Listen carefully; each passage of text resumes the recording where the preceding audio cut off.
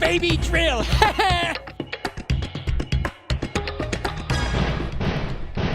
And as I am every week, I'm joined by Dirty, the global warming denying sock puppet, who gets all his climate news from places like Glenn Beck. Cowgate! Scientists exaggerated methane emissions from farming. Therefore, global warming doesn't exist. Cow farts? You're really gonna make me do cow farts this week? Yes, I'm waiting. Well, first of all, I think you need to look at the big media picture here. I mean, Time Magazine just did an article about this, and they know if they do an article highlighting global warming denial arguments, they're gonna get linked on Drudge Report and get millions of clicks. Cow farts! Fine. You know what? You want to do cow farts? Let's do cow farts. Sarah, can we? Great, thank you. I mean, it's like saying the Starland Vocal Band's the best band of all time because they won Best New Artist in 1977. They were! And George Will says back in the day, all the environmental alarmists were worried about a new ice age. But were they really? I wonder. Global cooling! Dynamite! Global cooling. You know, only a few scientific research papers are calling for global cooling. Most of those are saying that air pollution is going to block out all the sunlight. But you know what? I bet this groovy new Clean Air Act is going to help with that. Sure! Up your nose with a rubber hose, Mr. Cutter! Oh, you love that show, don't you, Mr. Horshack? I sure do! Well, you know what? I think global warming is going to be the big new scientific trend. That's what all the scientists are saying, and if I had to place my bet about the big new trend in 2010, that would be it. I'd place my bet on the Starland Vocal Band. Again with the Starland Vocal Band. Sky rockets in flight! Afternoon delight!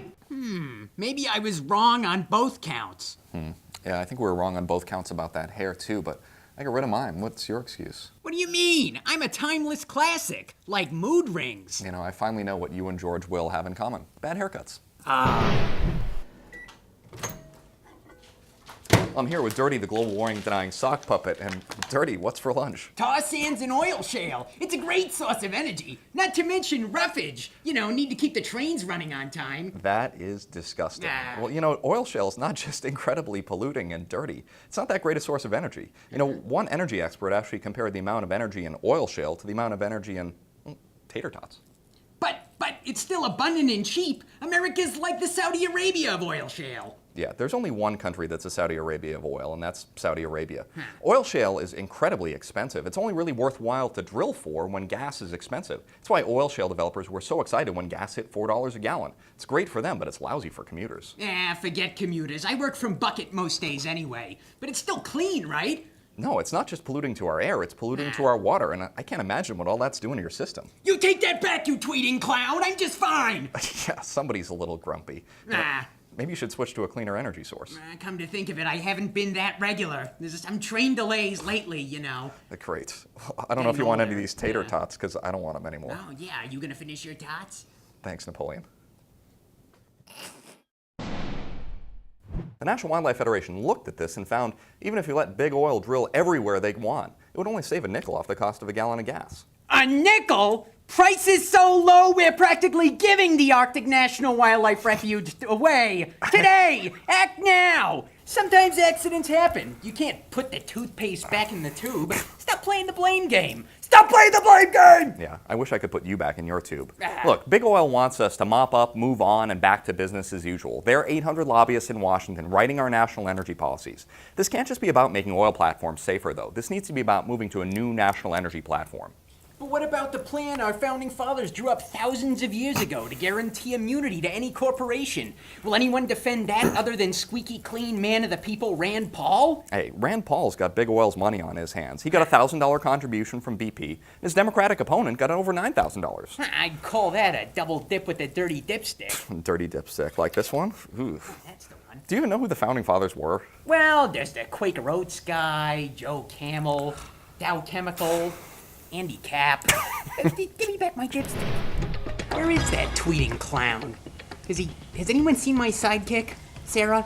Dude. No? Sarah, are we really going to do this week? I mean, we got 1 million barrels a day spilling into the Gulf of Mexico, and you want me to argue with a sock puppet? I just don't know. We had that whole Sarah Palin bit we were going to do about Twitter. Yeah, I know. I mean, is Sarah Palin really relevant when we're talking about hundreds of oiled birds and dolphins, turtles getting stranded on shore due to the oil spill? Come on, let's just a little. Yeah, I don't feel like doing this today. I mean, it's just not the right time to do this when we've got oiled pelicans. Greenpeace USA posted The picture, did you see the picture they posted on their Flickr group? They're so slippery, I imagine, you know. Well, I'm not going to do any of that, but speaking of Cap, maybe these Andy Cap's cheddar fries will help cheer you up. Let's see. Oh, I don't want anything that came out of that bucket. They're quick, they expire, soon, and they've been around for hundreds of years. Oh, those really do smell awful. Some of those fries. What is in these? Deep fatted soy proteins? I don't know what that is. I think that's in dispersants.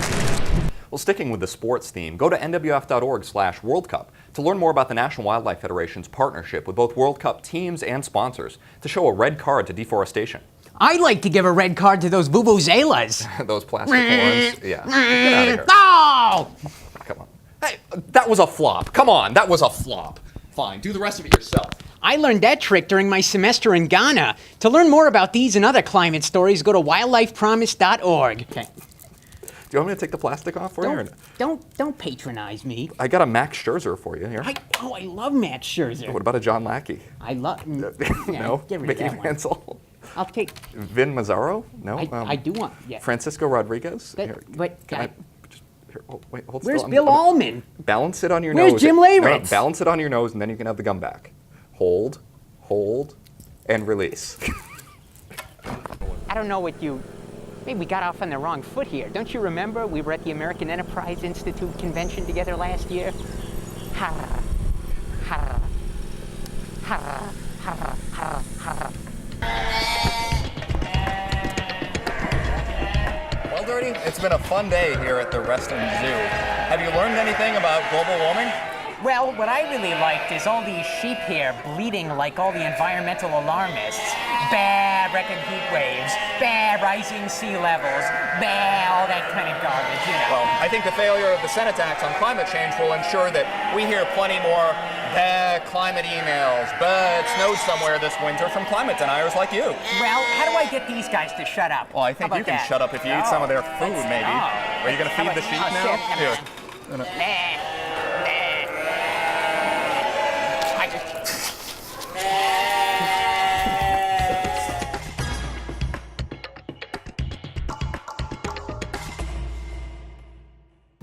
Oh, Mr. Ostrich, even with those giant eyes, you can't see the realities of global warming. But Hey,